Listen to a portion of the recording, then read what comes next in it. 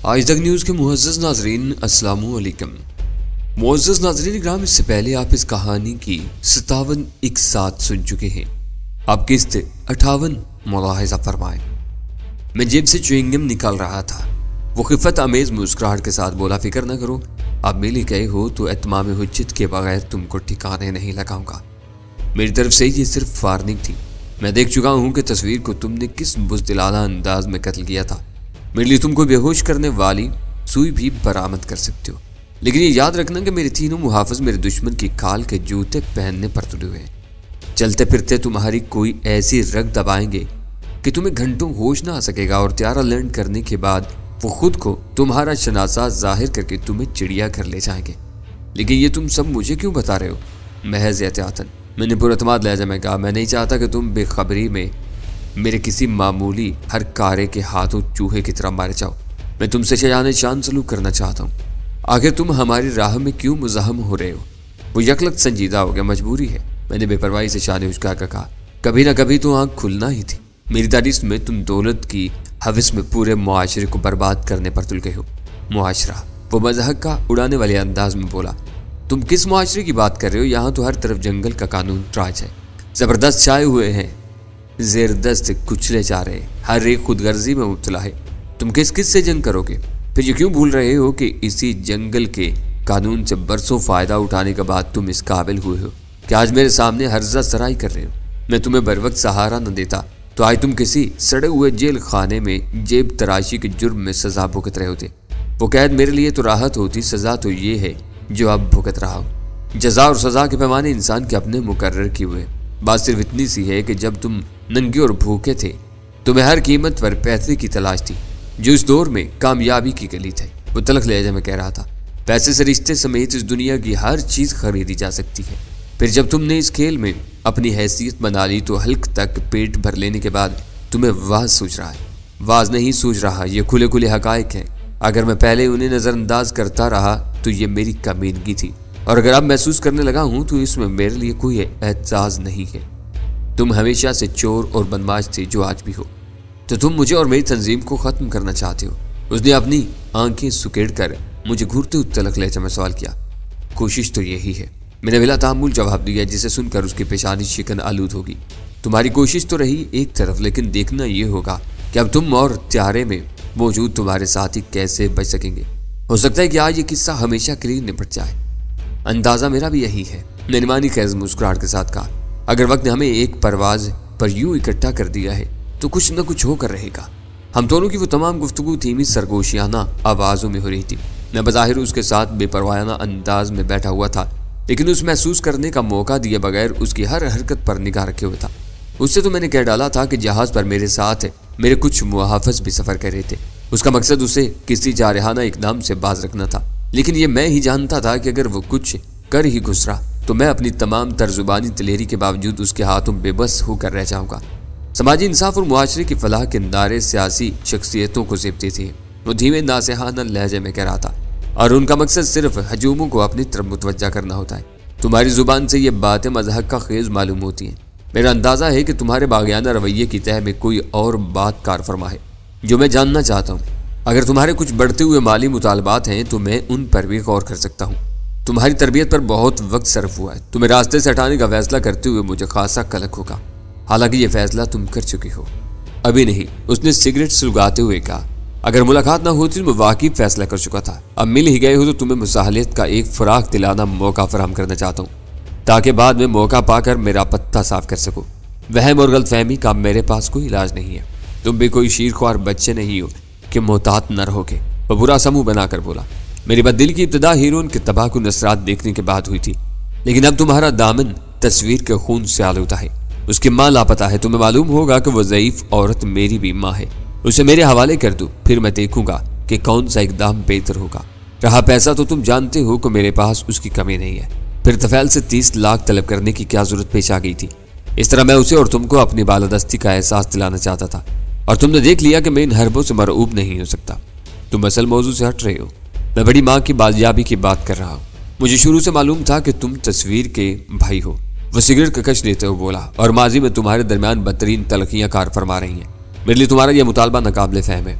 तुम्हारे लिए वो औरत नाकारा है, अगर वो जिंदा है तो उसे मेरे हवाले कर दो। मैंने सपाट लहजे में कहा, मैं तुम्हारी फितरत को खूब समझ चुका हूँ। तुम्हें किसी कारआमद आदमी की अफादियत में भी कमी महसूस होती है तो तुम उसे रास्ते से हटा देती हो।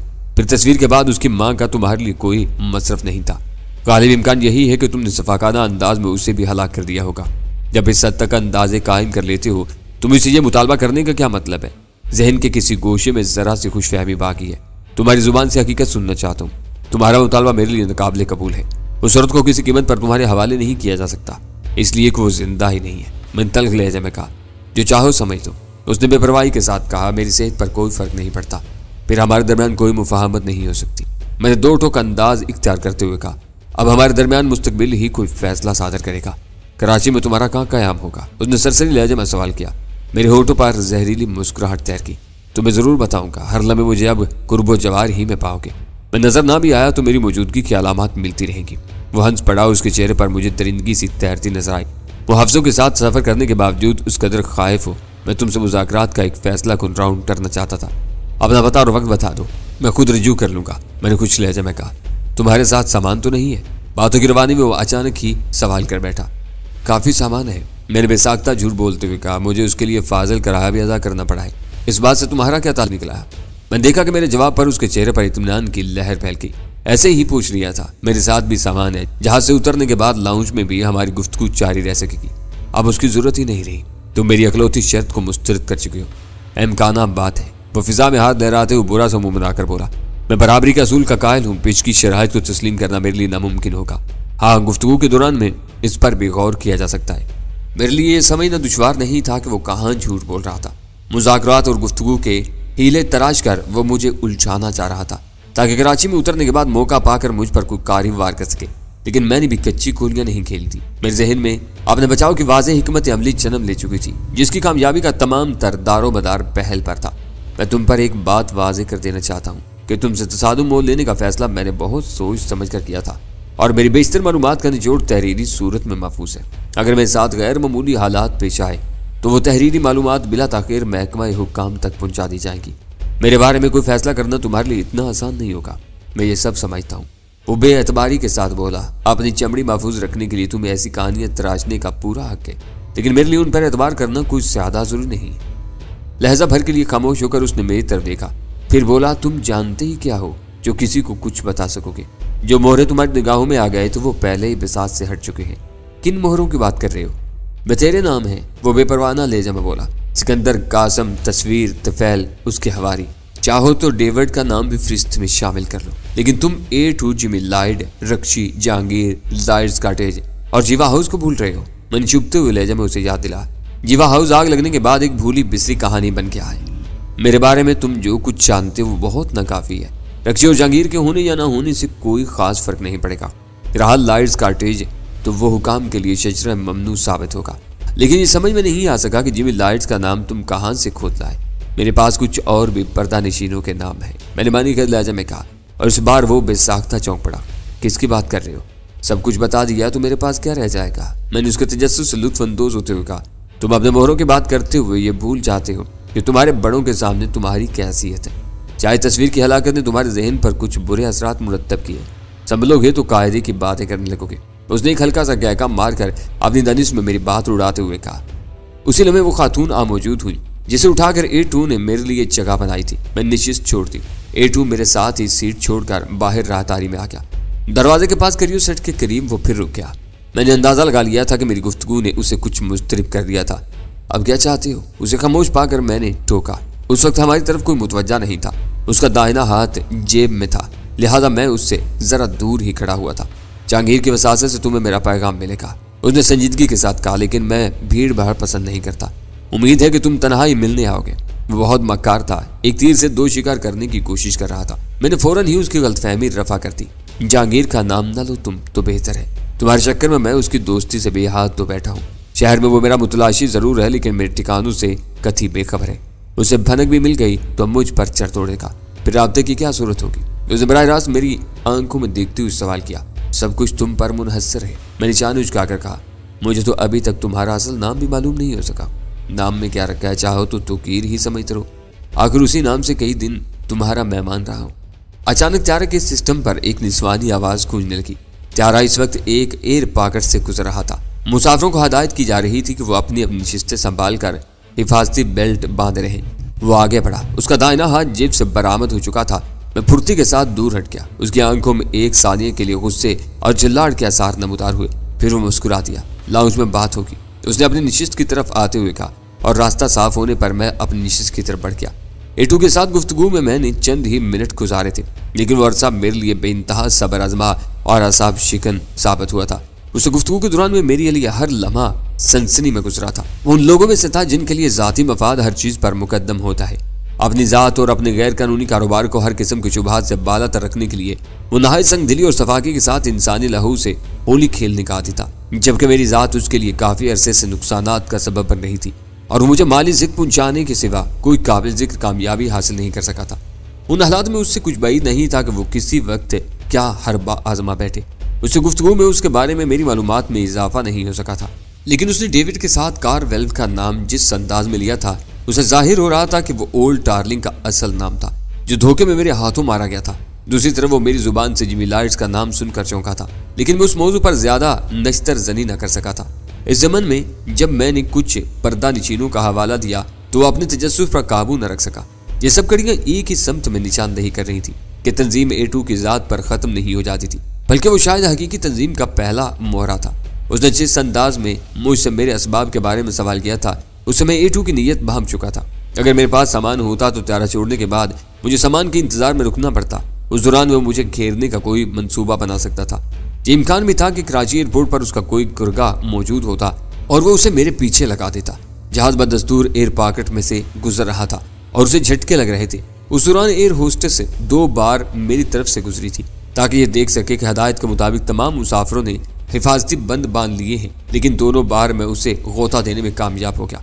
मैं नशिस्त मुंसलिक बेल्ट के दोनों बुक्कल एक दूसरे से मिलाकर यूं हाथ के नीचे छुपा लिए थे कि बातियों नजर में वो एक दूसरे से जुड़े हुए नजर आ रहे थे, लेकिन हकीकतन मैं बेल्ट की गिरफ्त से पूरी तरह आजाद था। उसी के साथ मैं बार बार झुककर पूरी राहदारी के अकबी हिस्से का जायजा भी लेता जा रहा था। एटू से कुछ बाई नहीं था कि वो जहाज की लैंडिंग का इंतजार किए बगैर दौरान परवाज ही मेरा काम तमाम कर डालने पर तुल जाए। जहाज एयर पॉकेट से गुजर रहा था। तमाम मुसाफिर अपनी नशिस्तों पर हिफाजती बंद बांधे बैठे हुए थे। ऐसे में एटू अगर टॉयलेट वगैरह की शदीद जरूरत का इजहार करके सीट छोड़ देता तो परवाज के हिफाजती ज़ाब्तों के मुताबिक उसे रोक देने का पूरा इख्तियार होने के बावजूद जहाज के अमले का कोई फर्द इखलाकन उसे सख्ती से रोकने की कोशिश न करता और वो पीछे से आकर मेरे करीब से गुजरते हुए मेरे बाजू में कुछ जहरीली सुई वगैरह घोंपता हुआ आगे निकल जाता तो बेल्ट बांध लेने की सूरत में शायद मुझे अपनी नशिस्त से उठने का मौका भी न मिलता। इसलिए मैं पूरी तरह चौकन्ना और आज़ाद बैठा हुआ था, लेकिन उसी के साथ मेरा जहन भी काम करने में मसरूफ था। उससे दूबदू मुलाकात के बावजूद मैं उसका नाम मालूम नहीं कर सका था और उस दौर में परवाज़ों और उनसे सफ़र करने वाले फ़िज़ाई मुसाफिरों की तादाद इतनी बढ़ गई थी कि महज परवाज़ नंबर के हवाले से किसी मखसूस मुसाफिर का नाम मालूम करना तकरीबन नामुमकिन होकर रह गया था। हादसों की सूरत में मुख्तलिफ मकामात से सवार होने वाले मुसाफिरों के फ्लाइट कोपन के इंदराजात के जरिए नाम जमा करने में खासा वक्त लग जाता था। फिर यूं भी होता था कि जेड के नाम पर बने हुए टिकट पर सफ़र करने वाला कोई और होता था और ये खराबी अंदरूनी मुल्क परवाज़ों में ज्यादा आम थी, लेकिन फिर भी मेरे जहन में उम्मीद की एक किरण रोशन थी। मेटू की कोट की ऊपरी जेब में टिकट की झलक देख चुका था। वो एक तजुर्बाकार फिजाई मुसाफिर था। मुझे यकीन था कि उसने किसी दूसरे के नाम पर बने हुए टिकट पर सफर नहीं किया होगा, क्योंकि इस तरह किसी हादसे के बाद इंश्योरेंस क्लेम में शदीद दुश्वारियां पैदा हो जाती थी। मेरे पास एक मुख्तसर से ब्रीफकेस के अलावा कोई सामान नहीं था, लिहाजा मैं फैसला कर चुका था कि त्यारे से उतरते वक्त मैं किसी न किसी तरह A2 के करीब रहूंगा और उसकी जेब से टिकट उड़ाने की कोशिश करूंगा ताकि कम अज कम उसके असल नाम से बाखबर हो सकूं। त्यारा जो पैकर था, लिहाजा झटकों का एहसास बहुत शदीद नहीं था। सीट बेल्ट बांधने की हदायत रोशन ही थी कि तंबाकू नोशी के लिए ममानत के अहकामात भी रोशन हो गए, जिसका मतलब था कि मंजिल करीब आ चुकी थी। मेरे असाब पर छाया हुआ तनाव कुछ और बढ़ गया। दोहकल त्यारे ने लैंडिंग से कबल शहर पर एक तवील चक्कर काटते हुए बेतदरीज बुलंदी कम की। जहाज के पहिए रनवे से लगने का एक हल्का सा एहसास हुआ। त्यारा किसी दम तोड़ते हुए गजबनाक दरिंदे की तरह रनवे पर दौड़ने लगा और मेरे जहन से सारे खदशात यक ब यक रुखसत हो गए। मैंने मुड़कर राहदारी में देखा तो वो वीरान पड़ी हुई थी। A2 मेरी तवक्को से कहीं ज्यादा कुंद जहन साबित हुआ था। त्यारे की रफ्तार में लम्हा ब लम्हा रुनमा होने वाली कमी का दबाव अपने सीने पर महसूस हो रहा था। मान मुझे ख्याल आया कि अगर त्यारे से उतरते हुए उसके पहिए या लैंडिंग गियर टनों का बोझ संभालने से इनकार कर देते तो क्या होता। वही होता जो कराची जैसे शहर में हो रहा है। त्यारे की रफ्तार दम तोड़ गई। एयरपोर्ट की इमारत नजर आने लगी। त्यारा रनवे पर किसी काहल वजूद मुलाजम की तरह रेंगता हुआ पार्किंग एरिया की तरफ बढ़ने लगा। मुसाफिरों में हलचल सी मच गई थी। हिफाजती बंद बांधे रखने की हदायत बदस्तूर रोशन थी, लेकिन केबिन की फिजा में आहनी बंद खटके खुलने की खटाखट आवाज गूंजने लगी। मगर जिसने बंद बांधा ही ना हो वो क्या खोलता। मैं अपना ब्रीफकेस निकाल कर राहदारी में निकला ताकि A2 के नुमदार होते ही दरवाजे के करीब रहकर उसके साथ हूं। कराची न दारुल खलाफा रहा था न जरदारों का मरकज, लेकिन फिर भी कराची की क्या बात थी कि हर शहर से आने वाली परवाज भरी हुई होती थी। मैं उसमें न इकानमी क्लास का इस्तिस्ना था न अव्वल दर्जे का। यही हाल रेलों का था। मैं अपना ब्रीफकेस निकाल कर राहदारी में निकला ताकि A2 के नुमदार होते ही दरवाजे के करीब से उसके साथ हो लूं। दरवाजे के सामने भीड़ जमा हो चुकी थी। सीढ़ी लगने के बाद दरवाजा ऊपर उठाया गया तो मुसाफिर यके बाद दीगरे आगे बढ़ने लगे, लेकिन मैं अपनी जगह खड़ा रहा। चंद सानियों बाद A2 नजर आया तो मैंने अपनी जगह छोड़ दी। वो भी मेरी तरफ से गाफिल नहीं था। मेरी और उसकी निगाहें चार हुई और उसके पतले पतले होंठों पर इस्तज़ाहिया मुस्कुराहट ऊपर आई। शायद मेरा ही इंतजार कर रहे थे तुम, उसने चुपते हुए लहजे में सवाल किया। कई मुसाफिरों ने यूं चौंक कर गर्दनें घुमाकर उसे देखा जैसे जहाज से उतरते हुए ऊंची आवाज में बोलना ममनू रहा हो। क्यों ना करता, मुद्दत के बाद मिले हो, तुम्हारी तो ज़ियारत भी मुश्किल ही से होती है, मैंने मुस्कुराते हुए कहा। आगे बढ़ते हुए उसने अपने आगे जगह पैदा करते हुए मुझे अपने गोशे से पेशकदमी की पेशकश की, लेकिन मेरी उलझन एक उजलत पसंद खातून ने दूर कर दी। वो दोनों हाथों में सामान उठाए खाली जगह में घुस गई और मैं इत्मीनान से A2 के पीछे हो लिया। आखिरी चंद सीढ़ियां बाकी रह गई थी और मुझे अपने हाथ की सफाई दिखाने का मौका नहीं मिल सका था। रास्ता साफ देखकर मैंने अचानक ही कुछ कर गुजरने का फैसला कर लिया। A2 के आगे सीढ़ियां खाली थी, लेकिन वो आहिस्ता आहिस्ता उतर रहा था।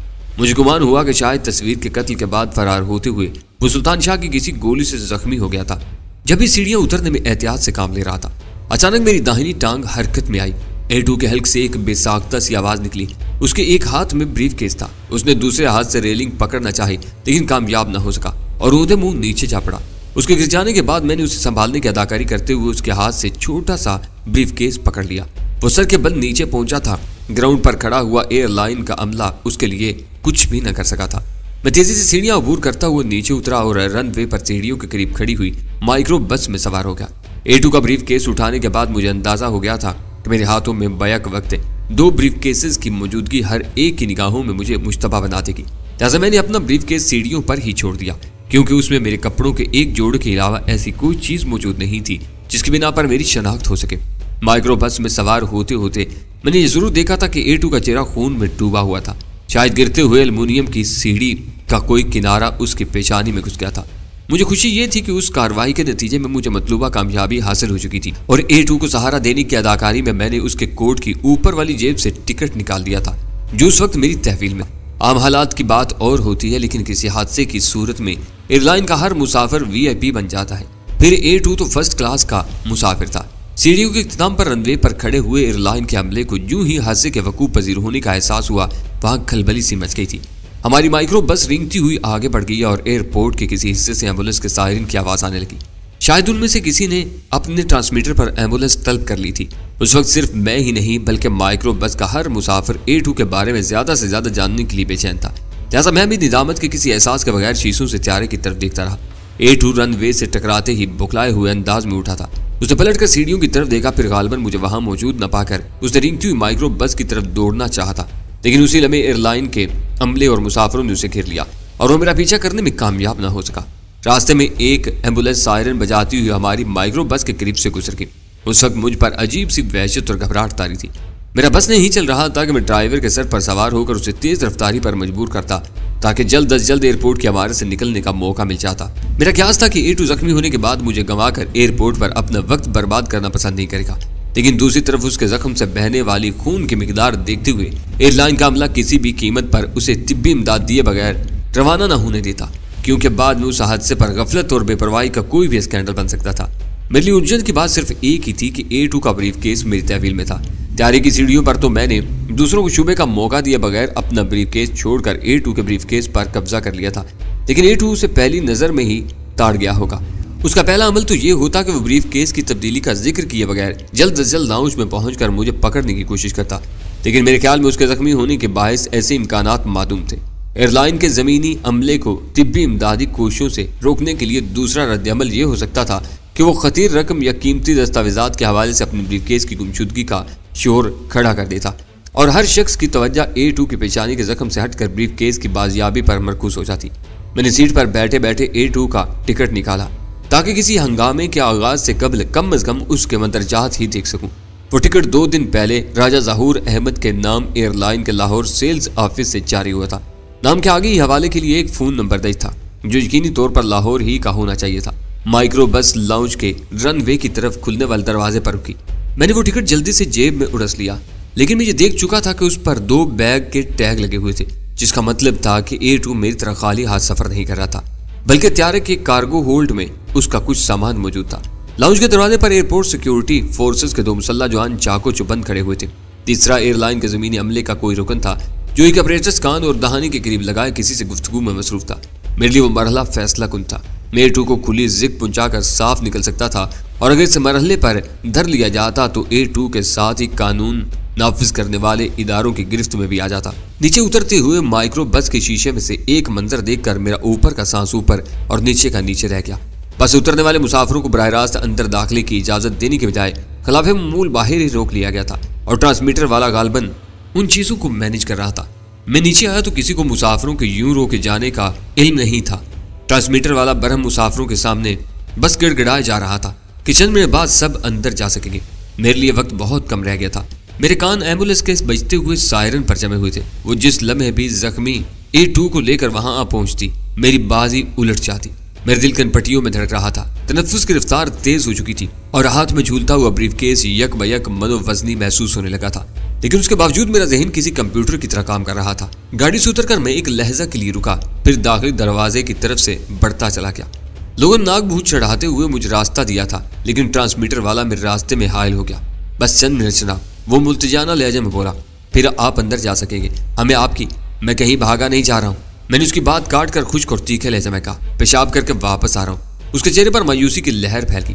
अगर आप सिर्फ 2 मिनट रुक सके, बुनियादी जरूरियात तुम्हारी मर्जी की ताबे नहीं हो सकती। मैंने बददिमागी का मुजाहरा करते हुए तुरुश लहजे में कहा, फिर अपना शनाख्ती कार्ड देते हो जाए, वापसी पर ले लें।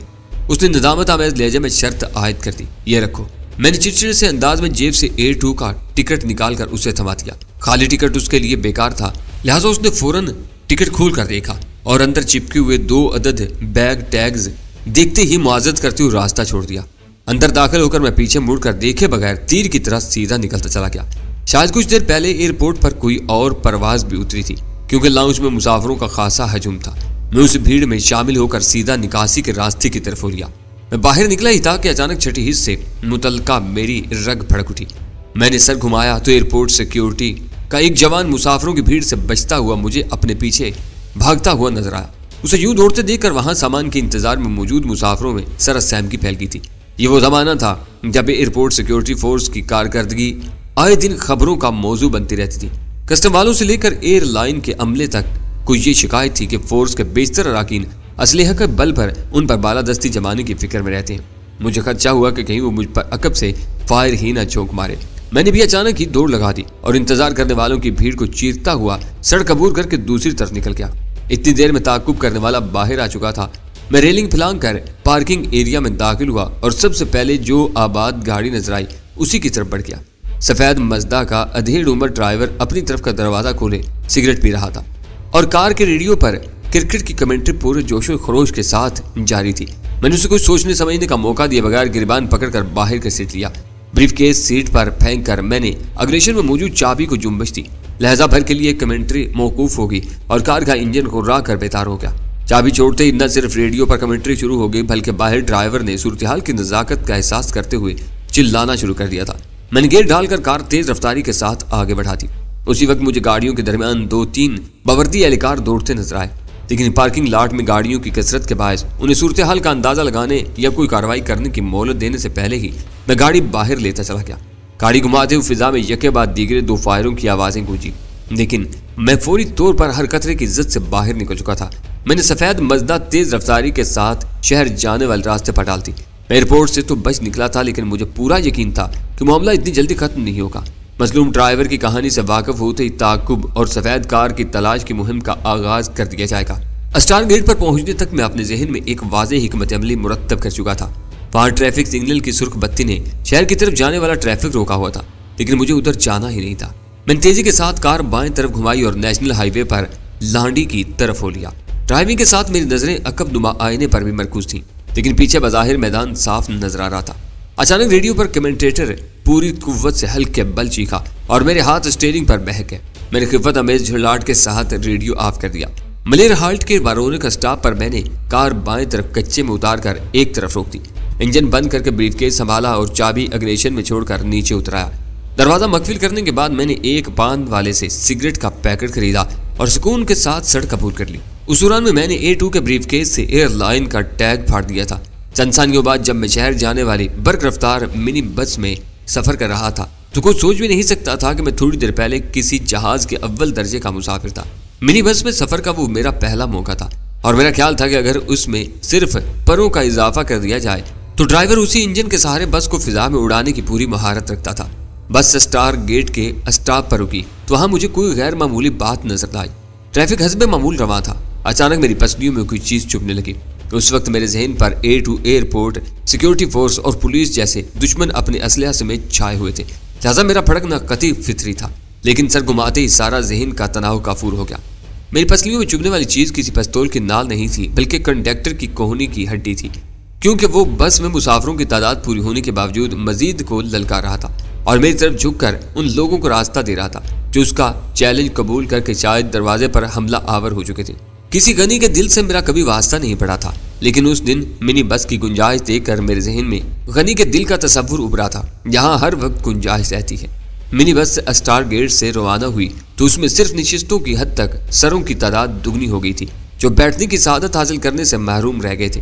निशिस्तों के दरमियान रही सही जगह पर सर झुकाए पुश्त दोरी किए सजा याफ्तों की तरह खड़े हुए थे और मजे की बात यह थी कि उनमें से कोई चेहरा शिकन आलूद नहीं था, जैसे उन्हें यूं ही मिनी बसों पर दोहरा होकर खड़ा होने के लिए पैदा किया गया हो। बस के चलते ही कंडक्टर निचले पायदान पर कदम जमाकर खुले हुए दरवाजे से बाहर झूल गया था। अगर मैं उस वक्त A2 के फंदे से बचकर फरार न हुआ होता तो मेरे लिए उस रवान दवा अकूबत कदे में एक लम्हा भी गुजारना दुश्वार होता, लेकिन मैं सुकून से बैठा सोचता रहा। उस वक्त वो बस मेरे लिए गोशाए आफियत बनी हुई थी। दौरान परवाज A2 को शुरू से आखिर तक मुझ पर ज़हनी बालादस्ती हासिल थी, जिसका अंदाजा शायद उसे खुद भी हो गया था, लेकिन त्यारे से निकलते ही वो बुरी तरह मेरी जद में आया था। उसके वहमो गुमान में भी ना होगा कि मैं यूं खुले बंदों उस पर वार कर दूंगा। उसके साथ पेश आने वाली मुतवक्के सूरत हाल का तस्वुर करके मैं दिल ही दिल में मुस्कुरा दिया। जख्म खोरदा हालत में लाउंज पहुंचते ही जब उसने बाहर रुके हुए मुसाफिरों में मुझे मौजूद न पाया होगा तो बन्ना कर रह गया होगा। फिर एयरलाइन के आदमी ने बताया होगा कि एक मुसाफिर बतौर जमानत अपना टिकट और बैग जमानत के तौर पर उसके पास छोड़कर पेशाब करने अंदर गया है। टिकट सामने आते ही शायद A2 ने अपना सर पीट लिया होगा, क्योंकि वो खुद उसी का टिकट था। उसके इंकशाफ के बाद ही वहां मेरी तलाश शुरू हुई होगी, लेकिन मैं साफ निकल भागा था और A2 मारूफ मानों में मजलूम होने के बावजूद उनकी तहवील में था। न जाने उसने अपने ब्रीफकेस की चोरी के बारे में क्या कहानी तराशी थी, लेकिन ये बात यकीनी थी कि उस अजीबो गरीब वाक़े के नतीजे में A2 की ज़ात तफ्तीश करने वालों की तवज्जो का मरकज़ बन जाती और वो लाजमी तौर पर उलझनों से दो चार हो जाता। नर्सरी के स्टॉप पर मैंने मिनी बस छोड़ दी और वहां से टैक्सी में गजाला के घर की तरफ रवाना हो गया।